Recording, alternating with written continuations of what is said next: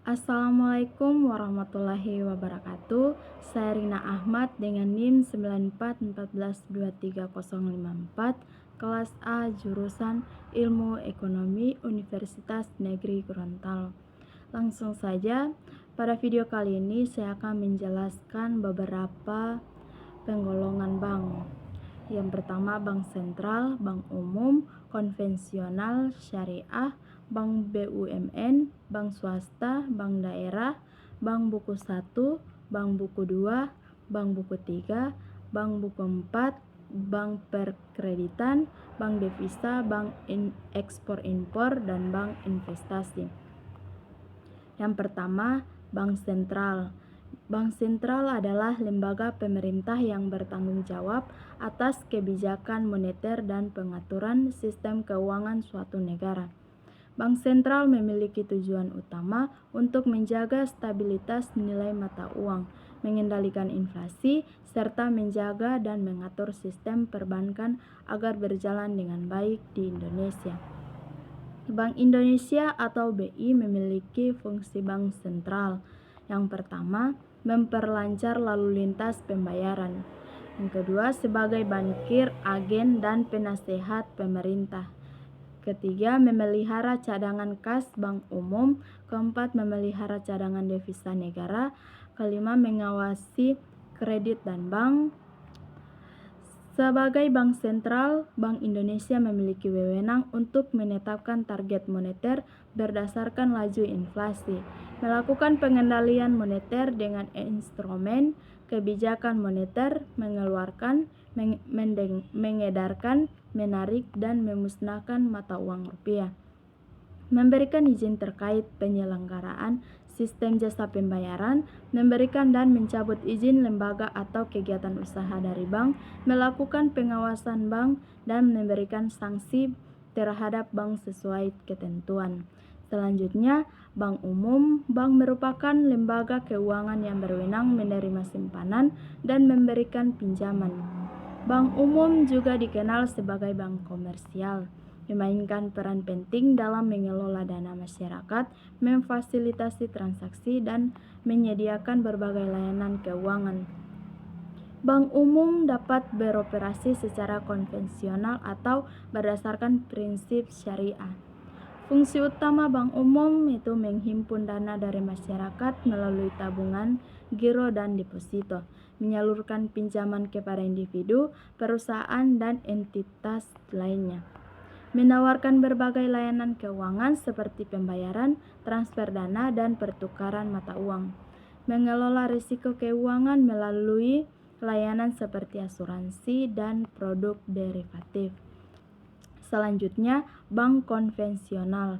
Bank konvensional adalah lembaga keuangan yang beroperasi secara konvensional sesuai dengan perjanjian nasional dan internasional serta hukum formal. Bank ini secara tradisional menyediakan layanan melalui cabang fisik, contoh di Indonesia termasuk Bank Mandiri, BCA, dan BRI. Selanjutnya, bank syariah. Bank syariah merupakan lembaga perbankan yang kegiatan usahanya berdasarkan prinsip-prinsip Islam yang berpedoman pada Al-Quran, hadis, dan fatwa Majelis Ulama Indonesia atau MUI. Bank syariah dapat diartikan sebagai bank yang menjalankan kegiatan usahanya berdasarkan prinsip-prinsip syariah atau hukum Islam. Prinsip-prinsip tersebut meliputi keadilan, keseimbangan, universalitas, dan kemaslahatan, serta menjauhi unsur-unsur yang diharamkan seperti riba atau bunga, penipuan, perjudian, dan hal-hal yang diharamkan lainnya sebagaimana telah ditetapkan oleh fatwa MUI.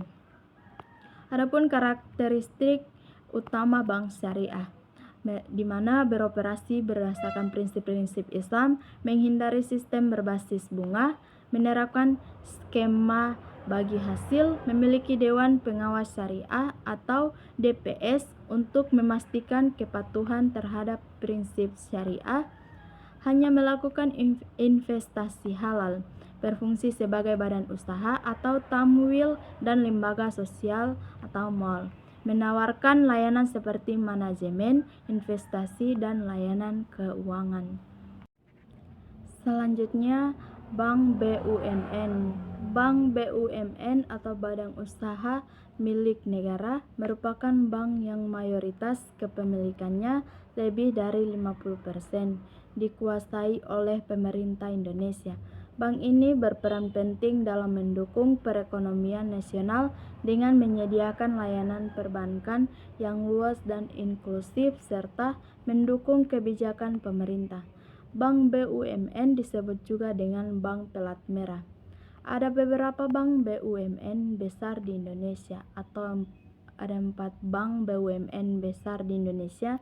Yang pertama Bank Mandiri, Bank Rakyat Indonesia atau BRI, Bank Negara Indonesia atau BNI, Bank Tabungan Negara atau BTN.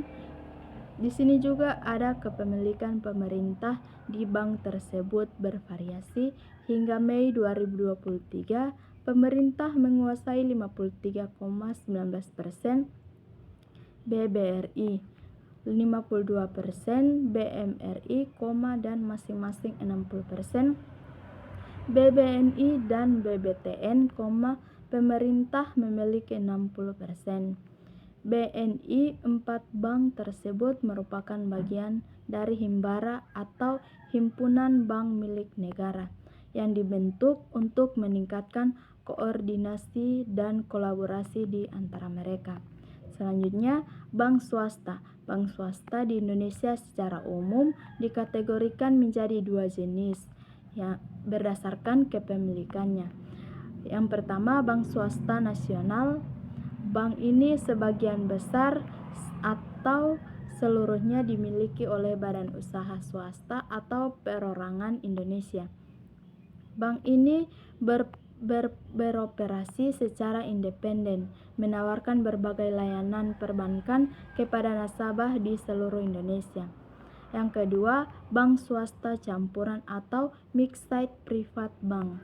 Bank-bank ini memiliki struktur kepemilikan yang lebih beragam, dengan saham yang dimiliki oleh badan usaha swasta Indonesia dan beberapa oleh pihak swasta asing, tetapi mayoritas sahamnya tetap berada di tangan swasta Indonesia.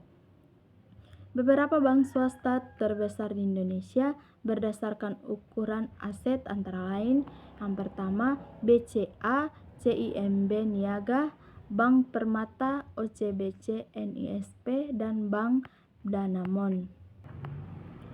Selanjutnya bank daerah. Bank daerah juga dikenal sebagai Bank Pembangunan Daerah atau BPD, adalah bank yang didirikan dan dimiliki oleh pemerintah provinsi di Indonesia.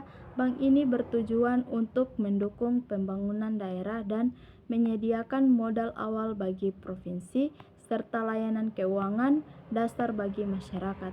Adapun aspek-aspek utama Bank Pembangunan Daerah, di mana kepemilikan sebagian besar dimiliki oleh pemerintah provinsi, saham dibagi menjadi saham prioritas atau dimiliki oleh pemerintah provinsi, dan saham biasa dimiliki oleh pemerintah administratif tingkat kedua dan individu.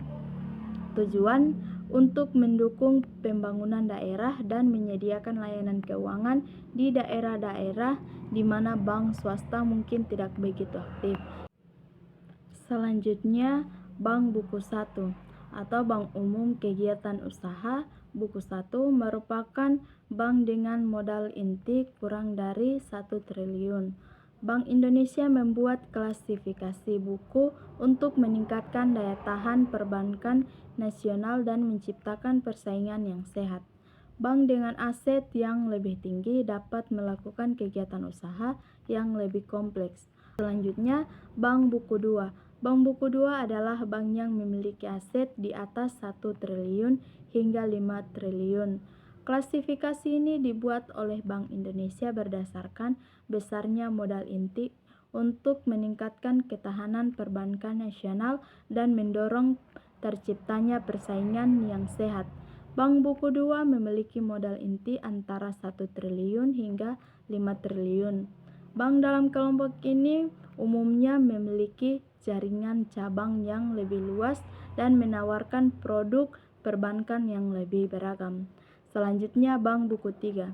Bank umum kelompok usaha atau buku 3 adalah bank yang memiliki modal inti dengan rentang 5 triliun hingga 30 triliun. Bank Indonesia membagi bank umum menjadi 4 kelompok buku berdasarkan besarnya modal inti untuk meningkatkan ketahanan perbankan nasional dan mendorong terciptanya persaingan yang sehat. CCB Indonesia efektif menjadi bank kategori buku 3 per 8 Desember 2020. Selanjutnya, bank buku 4. Bank buku 4 adalah bank yang memiliki modal inti paling besar, lebih dari 30 triliun dan kompleksitas kegiatan usaha yang tinggi. Bank-bank dalam kelompok ini biasanya memiliki kegiatan usaha yang sangat luas, baik di dalam negeri maupun di luar negeri. Selanjutnya, bank perkreditan. Bank perkreditan rakyat atau BPR adalah bank yang melaksanakan kegiatan usaha secara konvensional atau berdasarkan prinsip syariah, tetapi tidak menyediakan jasa dalam lalu lintas pembayaran. BPR fokus melayani pengusaha mikro kecil dan menengah, terutama di daerah perusahaan. Adapun fungsi dan kegiatan usaha BPR meliputi menghimpun dana dari masyarakat dalam bentuk simpanan seperti tabungan dan deposito, menyalurkan dana dalam bentuk kredit atau pembiayaan berdasarkan prinsip syariah, menyediakan pembiayaan dan penempatan dana sesuai ketentuan Bank Indonesia, melakukan transfer dana baik untuk kepentingan sendiri maupun nasabah. Selanjutnya, bank devisa. Bank devisa adalah lembaga keuangan yang memiliki izin khusus dari otoritas moneter untuk melakukan kegiatan perbankan dalam mata uang asing. Bank ini dapat melakukan transaksi ke luar negeri serta kegiatan lain yang berhubungan dengan mata uang asing seperti jual beli valuta asing, pembayaran ekspor impor, transfer uang internasional, dan jasa valuta asing lainnya. Contoh bank devisa di Indonesia antara lain Bank Sentral Asia atau BCA, Bank Mandiri, Bank Negara Indonesia atau BNI, Bank Rakyat Indonesia atau BRI, Bank OCBC, NISP, dan Bank Permata. Selanjutnya, Bank Ekspor Impor, di mana Bank Ekspor Impor adalah lembaga keuangan yang menyediakan layanan keuangan dan konsultasi untuk mendukung kegiatan ekspor dan impor barang dan jasa antar negara. Bank ini berperan penting dalam memfasilitasi transaksi perdagangan internasional serta membantu memberikan solusi terkait risiko atau masalah yang mungkin timbul.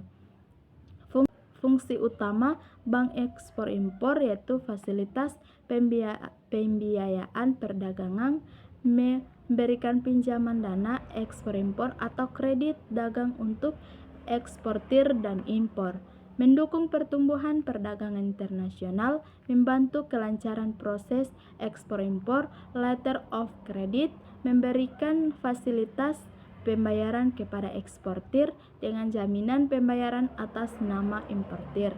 Selanjutnya, bank investasi, di mana bank investasi adalah lembaga keuangan yang membantu perusahaan atau pemerintah dalam menghimpun dana dengan menerbitkan dan menjual efek di pasar modal. Bank investasi juga memberikan nasihat terkait merger atau akuisisi dan transaksi keuangan lainnya.